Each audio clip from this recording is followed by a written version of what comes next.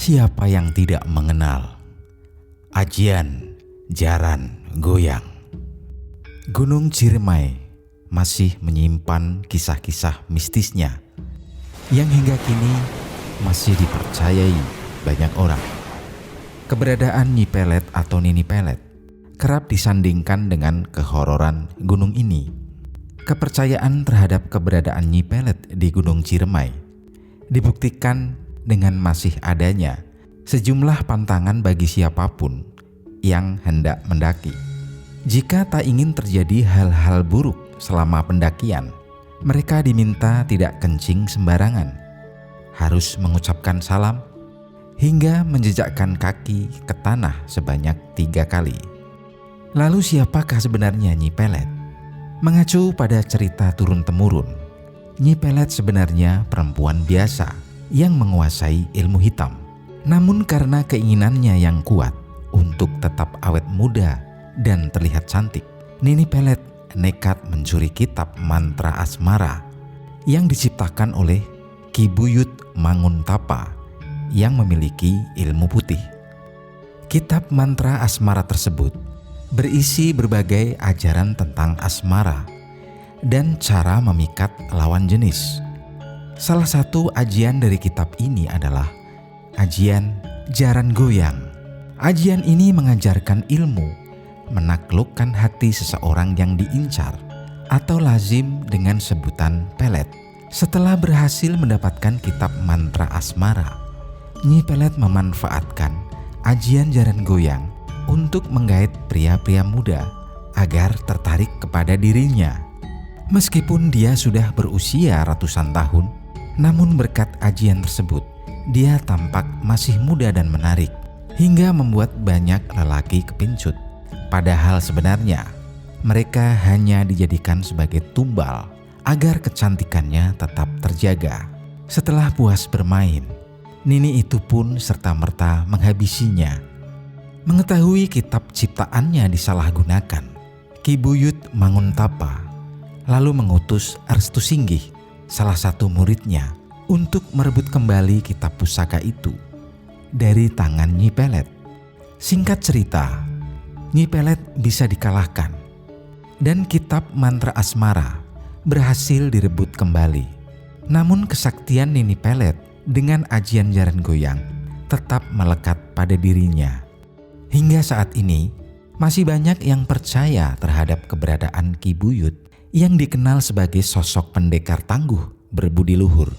Setelah meninggal, beliau dimakamkan di Desa Mangunjaya, Blok Karangjaya, Indramayu, Jawa Barat. Karena dikenal sebagai pencipta ilmu pelet jaran goyang, makam tersebut hingga kini masih ramai pengunjung yang ingin mempelajari ilmu pelet tingkat dewa itu. Selain Nini Pelet, penduduk sekitar Gunung Ciremai juga masih mempercayai keberadaan siluman lainnya yang kerap mengganggu para pendaki gunung jika mereka melanggar pantangan-pantangan. Selain petilasan Nyi Pelet di puncak Gunung Ciremai juga diyakini sebagai tempat bersemayamnya arwah Ki Rempah Mayit yang tak lain adalah suami Nyi Pelet. Sobat Sakanagari, pernah dengar cerita Kemat Jaran Goyang yang di dalamnya menceritakan kisah cinta pemuda dan pemudi desa Gegesik, Kecamatan Jagapura, Kabupaten Cirebon, tepatnya kisaran tahun 1940 hingga 1950-an. Jika Eropa memiliki kisah Romeo dan Juliet, Cirebon punya kisah Baridin dan Ratminah. Siapa sangka cerita rakyat pinggiran pantai utara Cirebonan ini akan menjadi legenda turun-temurun.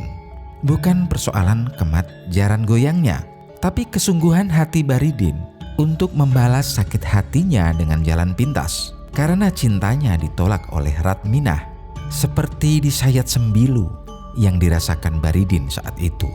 Bukan saja ditolak cintanya, namun ibunya yang bernama Mbok Wangsi juga dihina habis-habisan.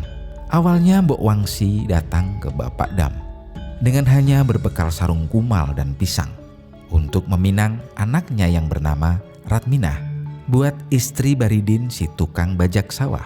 Namun baik Ratminah maupun Bapak Dam menolak mentah-mentah lamaran itu. Bahkan keduanya mengusir Mbok Wangsi. Mbok Wangsi tetap bersabar dan berbesar hati setelah lamarannya ditolak.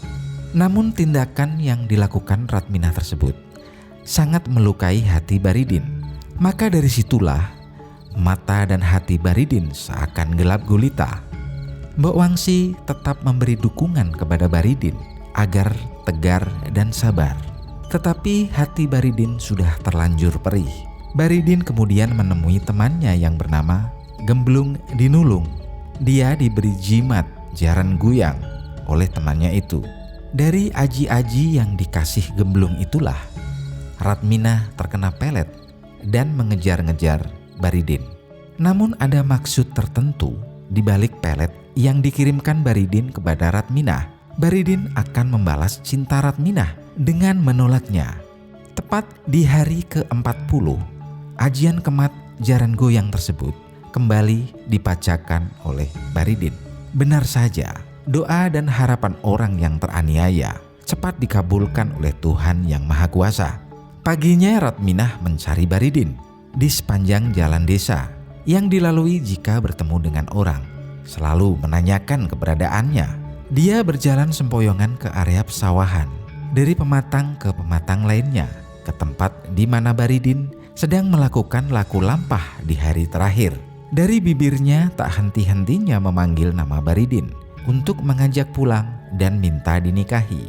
Baridin merasa terharu melihat Ratminah yang merengek dan berpenampilan acak-acakan, layaknya orang gila. Namun rasa pedih di hati Baridinlah yang membuat dia bersikukuh tetap menolaknya. Karena Baridin menolak, hati Ratminah hancur berkeping-keping. Singkat cerita, Ratminah menjadi gila karena ditolak cintanya oleh Baridin. Mereka berdua akhirnya tidak jadi menikah. Ratminah meninggal dengan kondisi gila. Begitu pula dengan Baridin, yang hingga akhir hayatnya masih tetap membujang. Sebelum meninggal, Baridin sempat menyampaikan kepada sahabatnya, sesama penggembala kerbau, Gemblung Dinulung, bahwa jadi orang cantik janganlah berhati sombong dan janganlah suka merendahkan orang lain, karena semuanya hanya sementara. Ada pesan lisan yang bisa menjadi bahan perenungan diri, terutama kaum perempuan, bahwa tidaklah baik menjadi perempuan yang menyombongkan paras dan hartanya. Bila tak suka pada lelaki, jangan sampai menghina dan mencaci maki. Tolaklah dengan halus dan sopan. Bagaimanakah kritik dan saran Anda tentang misteri ini? Silahkan tulis di kolom komentar. Dan jangan lupa tekan tombol subscribe dan nyalakan loncengnya agar kalian tidak ketinggalan kisah-kisah menarik selanjutnya dari Saka Nagari.